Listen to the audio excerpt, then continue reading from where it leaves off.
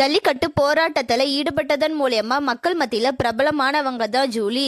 இதன் மூலம் விஜய் டிவில நடத்தப்பட்ட பிக் பாஸ் சீசன் 1ல ஜூலிக்கு வாய்ப்பு கிடைச்சது. சீசன் 1ல ஜூலியும் ஓவியாவும் இடையில சண்டை வந்தது மக்கள் மத்தியில பேசும் பொருளா இருந்துச்சு. சீசன் 1ல அவங்க எவிக்ட் ஆகி வெளியில வந்ததுக்கு அப்புறமா தலை காட்ட முடியாத அளவுக்கு அவங்களுக்கு அவ்வளவு நெகட்டிவிட்டி இருந்துச்சு. அதுக்கப்புறமா சில படங்கள்ல கூட நடிச்சிருந்தாங்க. ஆனா அந்த படங்கள் பெரிதளவுக்கு ஓட கிடையாது. பிக் பாஸ் அன்லிமிட்டட்ல கலந்துகிட்டாங்க. அதுக்கப்புறமா தான் ஜூலிக்கு மக்கள் மத்தியில ஒரு நல்ல பேரே கிடைச்சது. இப்படி இருக்க நிலையில ஜூலிக்கு என்கேஜ்மெண்ட் நடந்து முடிஞ்சிருக்கு. ஆனா மாப்பிள்ளை யாருன்னு சொல்லி ஃபேஸை ரிவீல் பண்ண கிடையாது. ஜூலி அவங்களுக்கு என்கேஜ்மெண்ட் ஆன போட்டோஸ் எல்லாம் ஷேர் பண்ணி கேப்சர்ல என்ன சொல்லியிருக்காங்க அப்படின்னா, என் உலகிற்கு அர்த்தம் தரும் மனிதர் மீது இவ்வளவு ஆழமான காதல் கொள்ள முடியவில்லை. நான் பிரார்த்தனை செய்த அனைத்தும் அவரே. இப்பொழுது அவர் என்றென்றும் என்னுடையவர். உறுதி செய்யப்பட்டது. மோதிரம் பாதுகாக்கப்பட்டது. இதயம் நிரம்பியது.